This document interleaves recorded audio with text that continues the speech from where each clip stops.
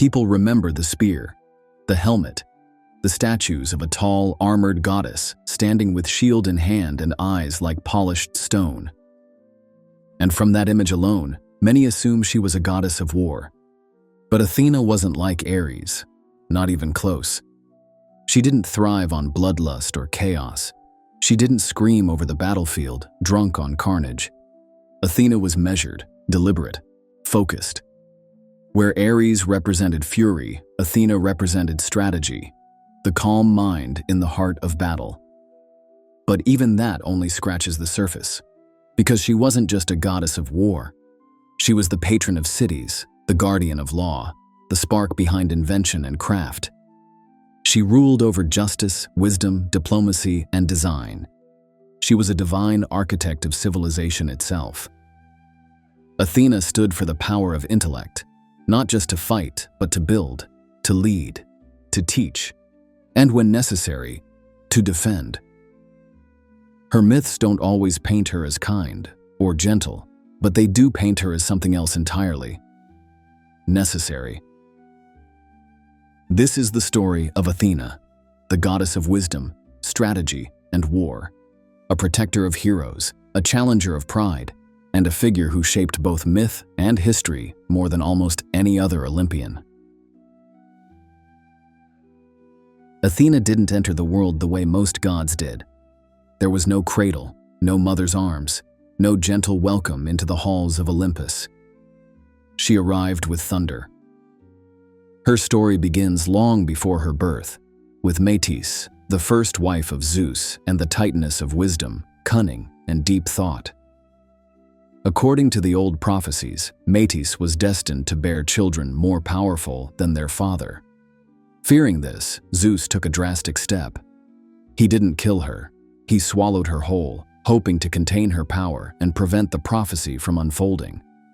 But fate isn't so easily outmaneuvered. Metis lived on inside him, and within the depths of the king of gods, she crafted something, someone, a daughter. A being of intellect and strength, of clarity and power. And one day, Zeus began to suffer. The pain in his head grew unbearable, a blinding pressure that even the king of gods couldn't withstand. In desperation, he called for Hephaestus, the god of the forge, and ordered him to split open his skull with an axe. And from that divine wound, Athena emerged, fully grown, fully armored, shield in one hand, spear in the other, her war cry echoing across the heavens. No childlike innocence, no uncertainty. She was born in full command of herself, the embodiment of wisdom, order, and the sharp clarity of reason. Unlike other gods who were shaped by their pasts, Athena seemed to arrive already complete, forged like a blade from thought itself. Some later poets described this birth as symbolic, a metaphor for the mind's ability to produce new ideas, sudden clarity, or sharp logic. But to the Greeks, this was divine truth, a literal act of creation, and one that marked Athena as unique among all Olympians. She was not the child of love or passion, but of forethought and fear, a product of strategy and survival. And from that moment on, she would stand at Zeus's side, not just as a daughter, but as his closest advisor. Athena's presence was unmistakable. She wasn't soft-featured like Aphrodite, nor wild like Artemis. She didn't radiate seduction or chaos. She stood tall, firm and unshaking. Not beautiful in the delicate sense, but striking and commanding.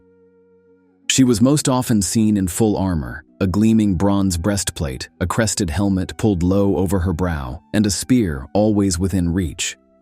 Her shield, the aegis, edged with golden tassels and emblazoned with the head of Medusa, wasn't just a tool of war. It was a symbol of terror and divine protection. To look upon it was to feel your courage falter. But even beyond the armor, there were symbols that clung to her image. The owl, wide-eyed and sharp, perched at her side or carved into her temples, a sign of wisdom and perception. The olive tree, which she gifted to Athens, often appeared beside her as a token of peace and prosperity. Her face was calm, controlled, rarely smiling, rarely scowling, the face of someone who could end a war or prevent one with the same steady hand. Athena was often called Parthenos, meaning the virgin. But to the Greeks, this didn't just mean sexually pure. It meant independent, untouched, unclaimed. She belonged to no man and took no consort. Her body and will were her own, unbent by desire or submission. Artists sculpted her with strong cheekbones, intelligent eyes, and a look of constant readiness. She didn't lean or recline. She stood, as if always prepared to act or to judge. Her very image became a political symbol, rational, ordered, incorruptible, a model for city-states and philosophers alike. And when people saw Athena in their dreams or on the battlefield, they didn't mistake her for anyone else, because no one else could have looked like that. Athena's place in the Greek pantheon was both secure and complicated. She was the daughter of Zeus alone, born without a mother, and yet she carved out a space among the Olympians that few could rival. Zeus favored her, perhaps more than any of his other children. She wasn't just a daughter. She was his confidant, his strategist, the one who spoke when others shouted and listened when others schemed. She stood at his right hand, advising him on matters of war, law, and diplomacy. Unlike Ares, her half-brother, Athena wasn't unpredictable. She was reliable, efficient, and always thinking several moves ahead. She had no husband, no children, no entanglements. While other gods fell victim to their passions, Athena stood apart. Her loyalty wasn't bound to bloodlines or lovers. It was bound to principles, order, justice, and civilization. But that didn't mean she was without connections. Among mortals, Athena formed powerful bonds with heroes. She guided Perseus in his quest to slay Medusa, offered counsel to Heracles in his labors, and stood by Odysseus throughout his long journey home. She didn't just grant them divine favor, she mentored them, helped them think, adapt, and survive. Her alliances weren't limited to mortals. She often worked closely with Apollo, another god of reason and intellect. Together, they represented a kind of enlightened balance, light and strategy, prophecy and logic. But not all Olympians welcomed her with open arms. Her rivalry with Poseidon was fierce, especially when it came to matters of land and honor. The most famous of their clashes came during the contest for Athens, where each god offered a gift to win the city's devotion. But that's for a later chapter. She also stood opposed to Ares, the god of war, bloodlust, and chaos. Where he represented war's brutality, she represented its tactics. Where he fought with emotion, she fought with clarity. They were opposites on the same battlefield, often present at the same conflicts, but rarely aligned. Then there was Aphrodite, goddess of love and sensuality. Everything Athena rejected. The two clashed not only in myth, but in spirit. Aphrodite ruled with allure, Athena ruled with respect. They rarely agreed on how mortals should be guided, especially when it came to women. Even her bond with Hera, queen of the gods, was cold. Though both powerful and proud, they rarely worked together unless it served their own ends. In many ways, Athena's greatest ally was her isolation. She didn't rely on others to act or define her place. She moved through Olympus with purpose, detached from petty affairs. And when alliances were needed, she chose them carefully. Athena wasn't loud. She didn't rage like Ares or seduce like Aphrodite. She didn't boast like Hermes or test mortals like Hera. She led with clarity, focused, observant, rarely flustered, and always one step ahead. Her personality was shaped not by emotion, but by principle. She valued wisdom, but not the kind you get from reading scrolls or quoting riddles. Athena respected practical intelligence, street smarts, strategy, cleverness in the face of danger. Whether in war, politics, or daily life, she stood for reason over impulse, order over chaos, and justice over vengeance.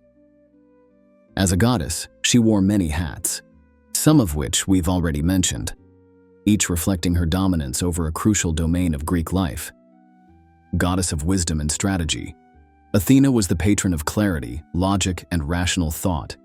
In war, she didn't favor brute strength. She favored tactical advantage, plans, formations, ambushes. Those were her weapons. Goddess of war, but not its bloodlust. Unlike Ares, who represented the violent, messy, emotional side of war, Athena represented discipline, planning, and restraint. She was the general, not the berserker. Goddess of crafts and civilization. She guided artisans, blacksmiths, weavers, and architects. The Parthenon itself, named in her honor, was a symbol of her influence over culture, beauty, and structure. To her, order wasn't just political, it was artistic. Protector of cities. While many gods wandered, Athena stood guard. She was the patron of Athens, yes, but also of the idea of a well-governed city, structured, defended, and guided by intellect. Goddess of law and justice. In myths like the Trial of Orestes, Athena stood not for revenge, but for a new way of resolving conflict through courts, reasoned debate, and societal order. Her symbols reflected these roles: the owl, wisdom; the olive tree, peace and prosperity; the aegis, divine protection and terror; and her spear and helmet, readiness and authority. Despite her immense power, Athena was not a goddess of fate or magic. She didn't twist the world to her will. She guided it toward better decisions. She didn't interfere with brute force. She offered counsel. To some mortals, this made her feel distant. To others, it made her the most trustworthy of all the gods. She could be harsh, cold even, but her judgments were rarely clouded. She didn't play favorites, and she didn't seek attention. She acted when necessary, spoke when it mattered, and withdrew when the lesson had been taught. If Zeus was the king of Olympus, Athena was its mind. It began not with a battle cry, but with a thread. In the city of Lydia, there lived a mortal woman named Arachne, known throughout the land for her exquisite weaving. Her tapestries were unmatched, so precise, so lifelike, that people whispered her skill must have been a gift from the gods. But Arachne disagreed. She claimed no divine inspiration, no guidance, no lessons. She was self-taught, she said, and more than that, she boldly claimed she could weave better than Athena herself. The challenge didn't go unnoticed. Disguised as an old woman, Athena approached Arachne and warned her to temper her pride. She advised humility, gratitude, respect for the gods who shaped the world and gifted mortals their talents. But Arachne stood firm. She didn't flinch, didn't stutter. She doubled down. If the goddess of wisdom wanted to test her, she said, then let her try. And so, Athena revealed herself. No disguise, no more warnings, just the full presence of a goddess, proud, poised, and ready to defend her name. The two began to weave.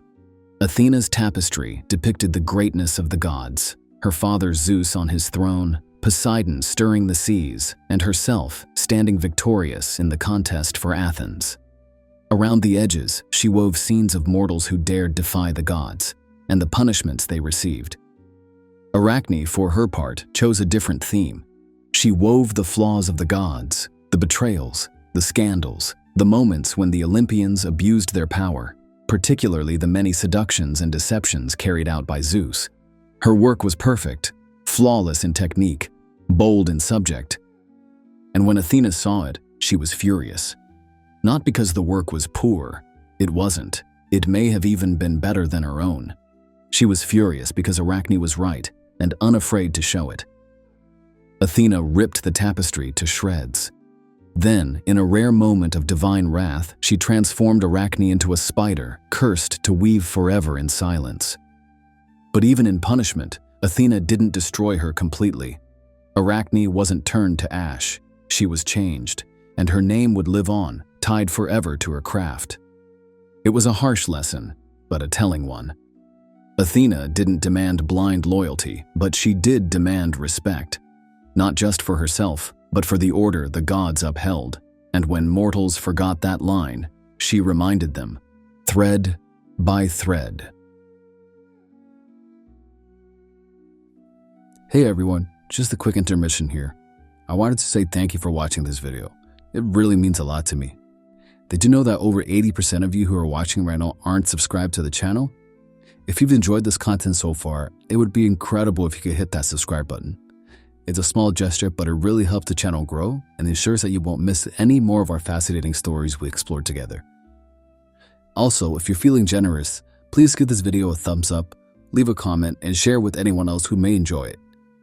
Your support really does make a difference and keeps the content coming. Thanks again, and let's get back to the story. It's one of the most misunderstood myths in Greek mythology, and one of the most haunting. Medusa, the snake-haired monster, the Gorgon whose gaze turned men to stone. But before she was a monster, she was a woman, and before she was cursed, there was Athena. In the older versions of the myth, Medusa was a beautiful mortal priestess serving in Athena's temple. She was devoted, chaste, and honored the goddess through service and worship. But then came Poseidon. Depending on the telling, Poseidon seduced or assaulted Medusa within Athena's temple, a violation of sacred space that could not be ignored. Yet instead of punishing the sea god, Athena turned her wrath on Medusa. She transformed the young woman's hair into venomous serpents and cursed her with a gaze that turned all who looked upon her to stone. Some see this as a harsh punishment, Athena blaming the victim. But others, especially in later interpretations, offer a different reading. That Athena's curse was actually a protection, a way to shield Medusa from ever being harmed again. No man could ever touch her. No god could ever overpower her. She would never be vulnerable again. Still, Medusa was exiled, isolated, feared, and eventually she was hunted by Perseus, who carried Athena's shield, the polished aegis, which allowed him to look upon Medusa's reflection without being turned to stone. It was Athena's guidance that made the slaying possible, but it didn't end there. After Medusa's death, Athena placed her head on the aegis itself, turning it into a weapon of fear and power. The image of Medusa, once a mortal, then a monster, would live on as a symbol of protection, vengeance, and divine wrath.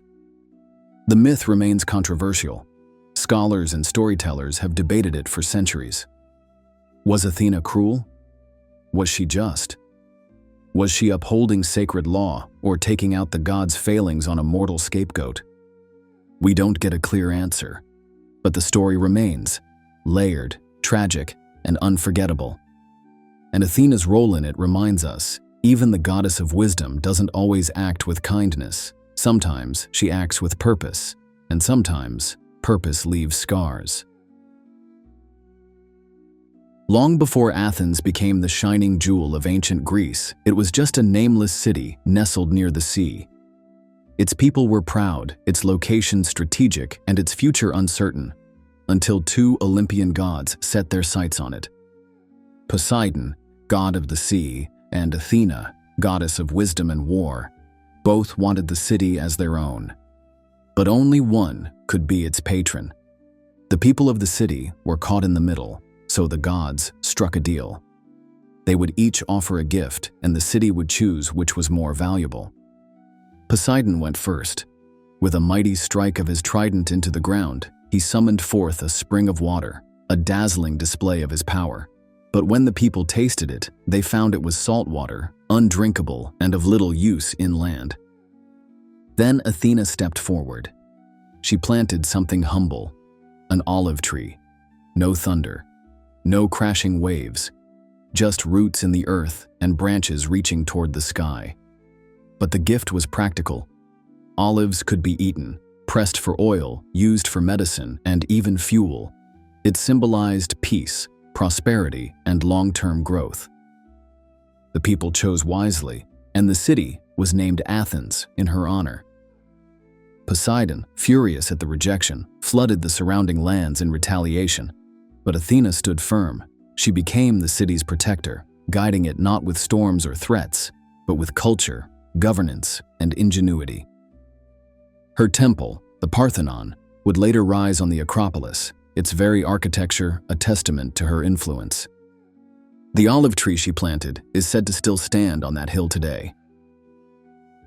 This wasn't just a story about gifts, it was a story about what kind of power truly lasts. Poseidon offered spectacle, Athena offered sustainability, and in choosing her, the people of Athens declared what kind of future they wanted. One rooted in wisdom, not just wonder.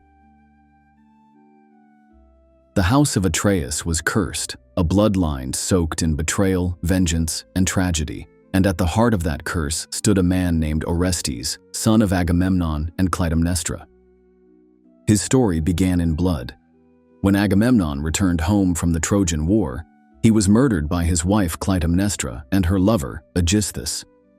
Years later, Orestes returned to avenge his father's death, and in doing so, killed his own mother.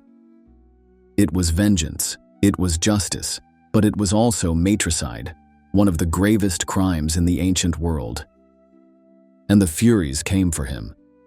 These ancient spirits of retribution hunted Orestes relentlessly, tormenting him with madness. No temple offered sanctuary. No god could silence their fury. Orestes was trapped, torn between the duty to avenge his father and the guilt of murdering his mother. So he turned to Athena. She did not dismiss the cries of the Furies, nor did she declare Orestes innocent on her own authority. Instead, she did something revolutionary. She created a court. On the hill of the Areopagus in Athens, Athena assembled the first jury, a council of citizens tasked with weighing the evidence and delivering a verdict. The Furies argued that the blood of a mother could never go unanswered. Orestes' defense, guided by the god Apollo, claimed that his act was justified, that the bond of father and son outweighed the bond of mother and child. The jury was split, and when the votes were counted, they were tied. Athena cast the final vote in favor of mercy. She absolved Orestes, ending his torment, but she didn't discard the Furies. Instead, she transformed them, from vengeful spirits into the Eumenides, the kindly ones. They would no longer chase blood for blood, but become guardians of justice and moral order. It was a turning point in mythology and in the idea of civilization itself. For the first time, divine vengeance gave way to law. Retribution was replaced with reason, and Athena, in her wisdom, showed the world a different kind of power, not the power to punish, but the power to judge. The Trojan War wasn't just a clash of mortals, it was a divine chessboard, and Athena had her hand on nearly every piece. Her involvement began long before the first spear was thrown. At the wedding of Peleus and Thetis, the goddess Eris, uninvited and bitter, tossed a golden apple into the crowd, inscribed with the words, "To the fairest." 3 goddesses stepped forward to claim it: Hera, Aphrodite, and Athena. All 3 believed they deserved it. All 3 demanded it. And a mortal prince named Paris was chosen to decide. Athena offered him power, wisdom in war, unmatched glory in battle. Hera offered him political dominion, rule over all of Asia. Aphrodite promised him love, specifically the love of Helen, the most beautiful woman in the world. Paris chose Aphrodite, and that decision changed everything. Athena didn't forget the insult, and when Helen was taken to Troy, triggering war between the Greeks and the Trojans, Athena took up the Greek cause, not just for vengeance, but because she saw Troy as arrogant, corrupt, and doomed to fall. Throughout the war, she became the mind behind the muscle. While Ares reveled in bloodlust, Athena favored precision, discipline, and victory through strategy. She personally guided warriors like Diomedes, who was granted the rare ability to see gods on the battlefield. With Athena's help, Diomedes wounded Aphrodite and even struck Ares himself. She stood beside Achilles, the spearhead of the Greek army, and whispered clarity into his moments of rage. She brought reason when chaos boiled too hot, pulling gods and mortals alike back from the edge. But Athena wasn't above vengeance. When Ajax the Lesser defiled her temple during the sack of Troy by dragging Cassandra from her altar, Athena responded with fury. She cursed Ajax's journey home, ensuring his fleet would be scattered and his death would be slow and ignoble. To Athena, war was never sport. It was never for pride. It was a test of strategy, loyalty, and restraint, and those who failed that test paid dearly. Among all the mortals Athena guided, protected, and championed, Odysseus stood above the rest. He wasn't the strongest of the Greeks, not the fiercest or the most noble, but he was clever, calculating, cunning in a way that didn't rely on brute force, but on timing, restraint, and insight. In other words, he reminded Athena of herself. Their connection truly began during the Trojan War, where it was Odysseus who devised the idea of the Trojan horse, a masterstroke of deception that finally brought the war to an end. While others were hacking through enemy lines, Odysseus played the long game, and Athena approved.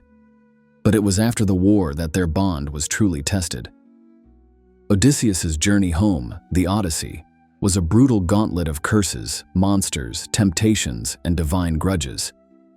And Athena, more than any other god, was the silent hand guiding him through it all. She calmed storms Poseidon had stirred. She whispered ideas into his mind when hope was nearly gone. She disguised him when he needed to hide and revealed his true form when the time was right. She stood by his wife, Penelope, encouraging her loyalty and cleverness while Odysseus wandered in exile. And when he finally returned to Ithaca, Athena didn't just clear the path, she orchestrated his revenge. Disguised once more as a beggar, he entered his home unseen. But it was Athena who gave the signal when it was time to strike. She stood beside him as he loosed his arrows, punishing the suitors who had tried to steal his throne, his name, and his wife. Their relationship wasn't warm in the human sense. There were no embraces, no emotional speeches, but in every moment that counted, she was there. Because Athena didn't favor mortals for their strength. She favored those who listened, who thought, who made hard choices without losing themselves. And in Odysseus, she saw a man who didn't just survive the gods' games. She saw a man who participated in them actively. Athena is often remembered as a serene figure, wise, composed, and eternally rational. And while those traits are accurate, they don't tell the whole story. Over time, modern retellings and simplified portrayals have given rise to a few major misunderstandings about who Athena truly was. One of the most common misconceptions is that she was simply a goddess of wisdom, as if that was all she embodied. In truth, Athena was the goddess of applied wisdom, wisdom in action. This included strategy, invention, architecture, politics, and, yes, war. She wasn't just a thinker, she was a doer. She didn't merely advise kings and heroes. She shaped their outcomes with calculated force. Athena led troops into battle. She wore armor. She carried a spear and shield. She wasn't a bystander to conflict. She mastered it. Another frequent misunderstanding is that Athena was cold or emotionally detached. It's true she avoided romance and never took a lover, but that doesn't mean she lacked care. Her form of love was different. She was a mentor, a protector, a silent guardian. She stood by heroes like Odysseus and Perseus, not out of passion, but out of belief in their potential and in the values they represented. She could be stern, but she could also be patient, kind, and even humorous in her own restrained way. Modern retellings, especially those that blend Greek mythology with Christian or horror tropes, sometimes even cast Athena in a negative light, as overly punitive or jealous. The Medusa myth, in particular, is often misrepresented. In some versions, Athena punishes Medusa out of spite, but in older tellings, her actions were driven by divine law and the sacred rules of her temple. She didn't lash out irrationally. She upheld a code, even when it was brutal. Athena has also been portrayed as anti-woman because of her virginity and her occasional siding with men over women in disputes, but this too is a distortion. Athena didn't reject womanhood. She represented an alternative path for women in a patriarchal world. Independence, authority, and power without needing to be defined by love or motherhood. In the end, Athena wasn't flawless. She could be rigid, unforgiving. She didn't always show mercy, but she was never petty, never cruel. Everything she did came from a place of balance, from the weight of duty, justice, and clarity. She wasn't just a goddess of wisdom. She was wisdom with a spine. In a pantheon crowded with thunder and fire, with chaos and passion, Athena stood apart. She didn't scream for attention. She didn't chase adoration or vengeance. She wasn't driven by hunger, lust, or rage. Her strength came from stillness, from watching longer, thinking deeper, and choosing her moments with purpose. She was the one the heroes turned to when brute force wasn't enough, the one who whispered strategy when others roared for blood, the one who could end wars with a word or win them with a plan. Athena never needed to dominate. She didn't need to prove herself through destruction. Her victories came through wisdom, clarity, and control, and in a world ruled by impulse and pride, that made her a different kind of divine. She was protector and punisher, mentor and warrior, virgin and mother figure. She was complex, sometimes distant, sometimes fiercely involved, but always measured, always intentional. Where others demanded loyalty, Athena earned respect. And long after the temples fell and the old hymns faded into silence, her symbol, her wisdom, her name remained. This was Athena, daughter of Zeus, born of thought, armored in reason. The goddess who chose mind over muscle. And though she never ruled Olympus, she may have been its sharpest voice.